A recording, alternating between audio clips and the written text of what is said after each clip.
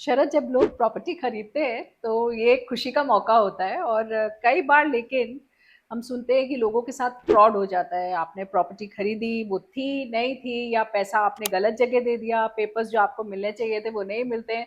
तो आज इसके बारे में ज़रूर आपसे जानेंगे कि ये प्रॉपर्टी फ्रॉड क्या होता है और इससे कैसे बच सकते हैं। ये जानना बहुत ज़रूरी है। बिल्कुल डॉक्टर स्वाति, और आपको आज ये बताना पड़ेगा जो ऐसी मर्ज जो कि मुझे लगता है शायद ही कोई इससे आज तक बचा हुआ हो। और ऐसी मर्ज है जो लंबी भी नहीं चलती पर परेशान भी बहुत करती है, एसिडिटी। मुझे लगता है शायद ही कोई हो जिसने कभी ना कभी ये ना कहा हो, हाय मुझे आज एसिडिटी हो रही है वगैरह वगैरह। तो आपसे आज ये राज खोलना चाहेंगे। और मेरा नाम है डॉक्टर सी ए शरद कोहली, मैं एक इकोनॉमिस्ट और फाइनेंस एक्सपर्ट हूँ। मैं doctor Swati Maheshwari, internal medicine specialist, और आप देख रहे हैं सेहत भी पैसा भी।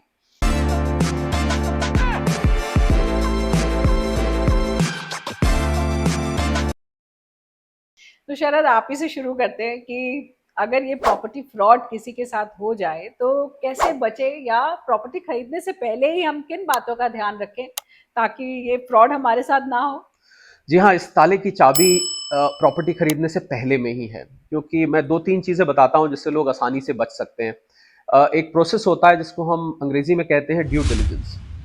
और ड्यू डिलिजेंस का मतलब होता है कि आप जो प्रॉपर्टी लेने जा रहे हैं, क्या ऐसा तो नहीं प्रॉपर्टी बेचने वाला आपको वो प्रॉपर्टी या तो उसके नाम नहीं है बेच रहा है, या उसके पास कुछ फर्जी कागज बने हुए हैं, या वो किसी और की प्रॉपर्टी आपको बेच रहा है वगैरह वगैरह। इस टाइप के नॉर्मली फ्रॉड्स होते हैं, या उसने उस पर बहुत सारा लोन ले रखा है और आपको बताया नहीं है और बेच रहा है। तो इसका सही तरीका यह है कि आप या तो किसी जो रजिस्ट्री ऑफिस में जो एडवोकेट्स होते हैं, वहां पर एजेंट्स होते हैं, उनको ये काम आप असाइन करें। लोग जनरली मैं देता हूं इससे कतराते हैं कि वहां क्यों पैसे खर्च करने। उनके पास जाएं, उनको असाइन करें, उनको आप प्रॉपर्टी के फोटोकॉपी तो आपके पास आ ही जाती है जब आप लेने वाले होते हैं, तो पहले आप पेपर्स की कॉपी लेते हैं, उस कॉपी को आप वहां दें और उससे आप डॉक्यूमेंट नंबर से वो रजिस्टर्ड होती है। उस डॉक्यूमेंट नंबर को आप रजिस्ट्री ऑफिस में चेक कर सकते हैं कि वाकई में ये प्रॉपर्टी उस शख्स के नाम है कि नहीं है। यही नहीं, आप प्रॉपर्टी की हिस्ट्री भी निकाल सकते हैं कि पहले ये किसके पास थी, उससे पहले किसके पास थी। अगर वो नई नहीं है, नई प्रॉपर्टी है, फिर तो सीधा बिल्डर से आप तक आ रही होगी। और जब आप बिल्डर से भी लें तो मुझे लग रहा है वहां भी ज्यादा फ्रॉड्स देखने को मिल जाते हैं। हालांकि रेरा आजकल आ गया है, वो इंश्योर करता है कि आपके साथ फ्रॉड ना हो, पर फिर भी बिल्डर का भी देखना चाहिए कि बिल्डर के पास जो नक्शे वगैरह हैं वो उसने पास कराए हैं कि नहीं कराए हैं, वो जमीन जिस पर वो बिल्डिंग बना रहा है वो जमीन उसके नाम है भी कि नहीं है। और एक और शब्द इस्तेमाल हम करते हैं जिसको हम एनकम्बरेंस बोलते हैं। एनकम्बरेंस का मतलब है कि प्रॉपर्टी के ऊपर कोई लियन तो नहीं है, ऐसा तो नहीं उस प्रॉपर्टी को उसने कहीं गिरवी रख के उसके अगेंस्ट लोन ले रखा ओह, हो। तो इंटरेस्टिंग। ये भी आजकल तो सारा प्रोसेस ऑनलाइन है, तो जो एक्सपर्ट्स होते हैं वो इसको ऑनलाइन पता लगा लेते हैं कि किसी बैंक से लोन तो नहीं लिया हुआ है, वरना आप इसमें वाकई में बुरी तरह से फंस सकते हैं। ठीक उसी तरह आप फंस जाते हैं जब आपको बहुत एसिडिटी हो जाए, तो बहुत मुसीबत हो जाती है। क्योंकि खट्टी डकारें आती हैं, अनईजी फील होता है, कुछ लोगों को तो सर दर्द भी हो जाता है, और कुछ लोग बहुत इरिटेबल फील करते हैं, कुछ लोगों को वॉमिटिंग की फीलिंग भी देखी गई है। तो डॉक्टर साहब ये बताइए कि सबसे आसान तरीका बताया जाता है कि आप दूध पी लीजिए, कि आपको एसिडिटी हो रही है, घर में भी जो लोग होंगे वो कहेंगे इनको ना ठंडा ठंडा दूध पिला दीजिए। क्या वाकई दूध रामबाण की तरह काम करता है? बिल्कुल। एक तो देखिए, आपने एसिडिटी का बहुत अच्छा एक्सप्लेनेशन दिया है कि किस तरह के लक्षण जो है वो दिखाई देते हैं ज़्यादातर जब लोगों को एसिडिटी होती है। देखिए, सबसे पहली बात तो ये जानना बहुत ज़रूरी है कि ये तो हर कोई जानता है कि अगर आपने बहुत स्पाइसी खाना खाया है तो उससे आपको एसिडिटी होना लाजमी है, और थोड़ी देर बाद आपको उसके वो लक्षण दिखाई देंगे। लेकिन वहीं ये भी जानिए कि जब आप ऐसा खाना खाते हैं जिसमें फैट बहुत ज़्यादा होता है, यानी कि आप फ्राइड फूड्स जो है वो अगर बहुत ज़्यादा खा रहे हैं तो उससे भी बहुत एसिडिटी होती है। और कुछ लोगों को चॉकलेट से, मिंट से, यहाँ तक कि पेपरमिंट ऑयल जो कि कहा जाता है ओह, कि ऐसा। एसिडिटी के लिए बहुत अच्छा होता है, उल्टा वो एसिडिटी करता है। हम्म। तो इस तरह की जो चीज़ें हैं, और साथ ही में शराब है, वहीं पे बहुत ज़्यादा जो लोग कॉफ़ी पीते हैं उनमें भी हम लोग देखते हैं कि एसिडिटी की बहुत समस्या रहती है। और खट्टे फ्रूट से भी कई बार लोगों को जो है हम्म। एसिडिटी की समस्या हो जाती है। या जो कार्बोनेटेड ड्रिंक्स आजकल आते हैं हम्म। जिसका बहुत ही ज़्यादा सेवन होता है, ये भी बहुत एसिडिटी करते हैं। तो ज़्यादातर इन चीज़ों की वजह से एसिडिटी होती है। अब जैसा आपने कहा, दूध जो है वो घर में होता ही है, और अक्सर हम ये सुनते हैं कि दूध जो है पीने से एसिडिटी ठीक हो जाती है। देखिए, दूध पीने से एसिडिटी ठीक हो जाती है, लेकिन कुछ चीजों का आपको बहुत अच्छे से ध्यान रखना है। पहली बात यह है कि दूध ठंडा होना चाहिए। दूसरी बात यह है कि आप फुल क्रीम दूध जो है नहीं पीना चाहिए। अगर आप फुल क्रीम दूध पी रहे हैं तो वो फैट्स आपके जो है वापस उसमें स्टमक में पहुंचते हैं और उससे फिर और एसिड बनता है। तो इसलिए स्किम मिल्क जो होता है वो आपको पीना चाहिए। और दूसरा, 1 ग्लास से ज्यादा यानी कि लगभग मान लीजिए 250 से 300 ml के आसपास इतना ही दूध बस पीना चाहिए अपनी एसिडिटी को कंट्रोल करने के लिए। अगर आप ज्यादा दूध पीने लगेंगे कि और पी लेते हैं 2 ग्लास और पी ले, तो वो आपके पेट में पहुंचकर और एसिड बनाने लगता है, यानी कि फिर वो आपको एसिड और ज्यादा बनाने लगेगा। तो जो दूध होता है इसमें जो प्रोटीन्स होते हैं और खास तौर से इसमें जो कैल्शियम होता है वो हम जो है एक एंटा एसिड की तरह काम करता है और उसकी वजह से जो है एसिडिटी जो है वो कम हो जाती है। और इसीलिए जो हमारे एंटासिड ज्यादातर मार्केट में मिलते हैं उनमें भी कैल्शियम जो होता है काफी अच्छी मात्रा में होता है और इसीलिए ये एक एंटा एसिड की तरह से काम करता है। लेकिन साथ में आप कुछ चीजें और भी इस्तेमाल कर सकते हैं शरद, जैसे कि खीरे का रस, उसके अलावा तरबूज का रस, केला भी जो है वो हमारी एसिडिटी को कम कर देता है। तो इस चीज का प्रयोग भी आप कर सकते हैं। तो ये खास तौर से देखिए ध्यान रखिए। और एक जिंजर टी होती है, यानी कि अगर आपने बहुत स्पाइसी खाना खाया है, बहुत फैटी खाना खाया है, तो उसके बाद अगर आप एक जिंजर टी ले ले तो वो आपकी एसिडिटी को कंट्रोल रखता है। अब जिंजर टी का मतलब ये नहीं है कि आप खूब सारा दूध डाल करके अपने लिए अदरक वाली तड़के वाली चाय बना ले, वो नहीं, लेकिन दूध उसमें ज्यादा नहीं होना चाहिए, कम होना चाहिए। इस तरह की जो जिंजर टी होती है वो भी जो है हमारी एसिडिटी को जो है रिलीफ देती है। वहीं सौंफ का पानी, अजवाइन का पानी, ये सब चीजें भी हमारी एसिडिटी को कम करने में मदद करती है। अब शरद आपसे पूछते हैं कि अगर जो है एक तरफ तो हमारा प्रॉपर्टी इन्वेस्टमेंट है और एक तरफ हमारे दूसरे तरह के इन्वेस्टमेंट्स रहते हैं, हम शेयर्स में करें, फिक्स डिपॉजिट, तरह तरह के और जो है हमारे पास एवेन्यूज रहते हैं इन्वेस्टमेंट की, तो इनमें क्या फर्क है, ये भी जरूर आज बताइए। देखिए, प्रॉपर्टी इन्वेस्टमेंट जो कर रहा है इन्वेस्टमेंट की तरह, एक तो आप घर बनाते हैं, हर किसी का सपना होता है हमारा एक अपना घर हो, पर आजकल जब से ये बिल्डर के अपार्टमेंट फ्लैट्स आए हैं, प्लॉट्स निकलते रहते हैं, शॉप्स निकलती रहती है, तो ये एक इन्वेस्टमेंट का एवेन्यू भी बन गया है। आप खाली, पहले तो होता था ना, आप एक घर में रहते थे, सारी उम्र वहां बिता देते थे, अब आप पैसा लगाते हैं। तो फर्क ये है कि जो प्रॉपर्टी में इन्वेस्ट कर रहा है उसको ये ध्यान रखना है कि एक तो वो शॉर्ट टर्म व्यू ना रखे, क्योंकि प्रॉपर्टी को आप उतनी जल्दी बेच नहीं पाएंगे। आप जितनी जल्दी सोच रहे हैं उतनी जल्दी आप उसको एकदम से, मतलब आपको पैसे की जरूरत पड़ गई, जैसे बैंक फिक्स डिपॉजिट है, आप जाके निकाल लाए, शेयर्स हैं आपने जाके स्टॉक एक्सचेंज में बेच दिए और दूसरे तीसरे दिन आपको पैसा मिल गया। प्रॉपर्टी में ये नहीं। तो एक तो जो long term, short term investor है वो लॉन्ग टर्म बन जाएगा, वो शॉर्ट टर्म नहीं रह पाएगा, पहली बात।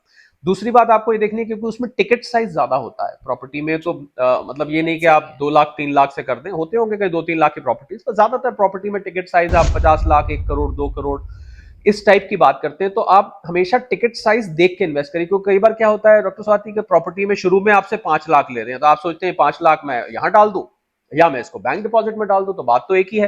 पर होता क्या है कि उसमें आपको पता लगा कि 30 दिन बाद, 60 दिन बाद आपको 50 लाख रुपए और देने हैं, तो एकदम से लोगों को झटका लगता है। हालांकि वो बता दिया जाता है पर उसके लिए बहुत सारे लोग तैयार नहीं होते, फिर वो इधर उधर हाथ पैर मारते हैं, जो लोन नहीं लेना होता है उसको भी ले लेते हैं।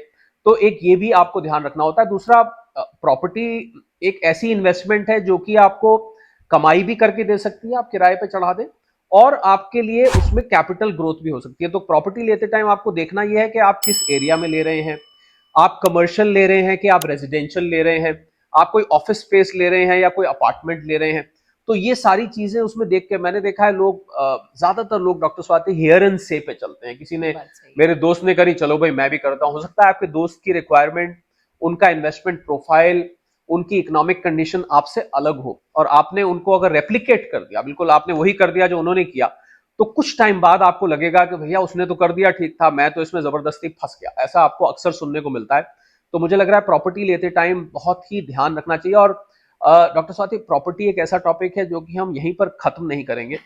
आने वाले एपिसोड्स में हम इसके थोड़े और राज खोलेंगे, क्योंकि ये लोगों के दिल के बहुत करीब है। जब से सरकार ने बोला है हर सर पर छत, तो जब हर किसी के पास एक प्रॉपर्टी देश में होने वाली है, तो मुझे लग रहा है इसकी और बारीकियां भी हम आपके साथ आने वाले एपिसोड्स में खोलेंगे, पर कुछ उत्सुकता बनी रहनी चाहिए, इसलिए सारी बात आज नहीं बताते। आपने एंटासिड कहा था, और डॉक्टर स्वाति, एंटासिड, जब भी हम किसी डॉक्टर के पास जाते हैं, आप भी जब प्रिस्क्रिप्शन लिखते होंगे, तो आप मान लीजिए एंटीबायोटिक्स लिखते हैं, तो उसके नीचे एक एंटासिड लिखी होती है, क्योंकि ऐसा माना जाता है कि एंटीबायोटिक्स आपको एसिडिटी करती हैं, के साइड इफेक्ट्स को नलीफाई करने के लिए। तो क्या एंटासिड्स रेगुलर लेने चाहिए, और अगर लेने चाहिए, कुछ लोग तो मैंने देखा है डॉक्टर स्वाति, एंटासिड्स को वैसे भी कभी एसिडिटी हो तो एकदम से बिना डॉक्टर से पूछे ले लेते हैं। क्या लेने चाहिए और बिना डॉक्टर से पूछे लेने चाहिए? ये राज तो केवल आप खोल सकती हैं। बिल्कुल, बहुत ही अच्छा सवाल है शरद आपका, क्योंकि देखिए ये आपने सही कहा, हर घर में एक एंटासिड की बॉटल तो रखी हुई ज़रूर ही मिलती है और लोग आसानी से उसको पीते रहते हैं।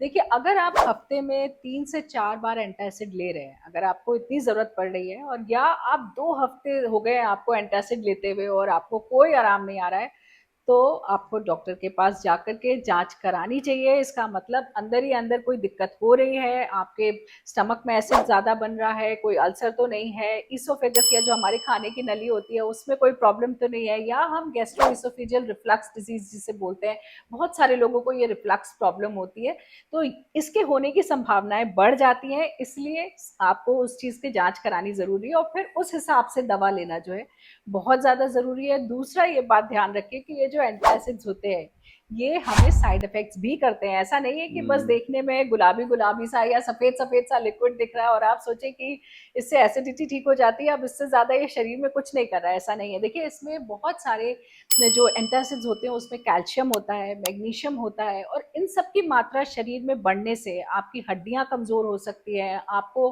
हार्ट रेट में प्रॉब्लम आ सकती है। साथ ही हम देखते हैं कि बहुत ज़्यादा कमज़ोरी महसूस होना, फटीग होना, क्योंकि ये आपके इलेक्ट्रोलाइट मेटाबॉलिज्म को डिस्टर्ब करता है। और साथ ही में कुछ लोगों में कैल्शियम के जब आप एंटासिड्स बहुत लेते हैं तो कॉन्स्टिपेशन हो जाता है, यानी कि ओह, कब्जी करता है ये आपको, और वहीं अगर आप मैग्नीशियम के एंटासिड्स ले रहे हैं तो डायरिया होने के चांसेस बढ़ जाते हैं।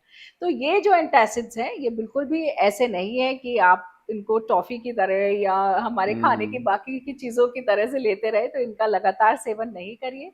आप अपने डॉक्टर से डेफिनेटली कंसल्ट करिए कि आपको ये एंटासिड्स कितने लेने की ज़रूरत है, कब लेने की ज़रूरत है, क्योंकि जो एंटासिड्स हम लेते हैं शरद, ये हमारी बॉडी में बहुत जल्दी रिलीफ देकर के गायब हो जाते हैं। इसलिए जो ये एंटासिड्स हैं ये हमें खाने से लगभग आधा घंटे पहले अगर हम लें तो हमें फ़ायदा करता है, ज़्यादा अच्छा असरदार होता है। और जो बाकी गोलियां होती हैं वो ज़्यादातर खाली पेट सुबह ली जाती हैं, ताकि उनसे जो है एक अच्छा असर आए और हमारा एसिड जो है वो कंट्रोल में रहे। तो इन बातों का खास तौर से ध्यान रखिए और आप देखते रहिए सेहत भी पैसा भी। हमारे को लाइक करिए, सब्सक्राइब करिए, अपने कमेंट्स हमें लिख करके भेजिए, क्योंकि ये आपके चेहरे पर सेहत की चमक भी लेकर के आएगा और आपकी जो जेब है वो भी खनखन आएगा। क्या कहेंगे शरद आप? बिल्कुल बिल्कुल, आपको समृद्ध बनाएगा, आपको तंदुरुस्त बनाएगा ये शो। ये हम गारंटी करते हैं, सिर्फ आपको इसको रेगुलरली इससे जुड़े रहना है।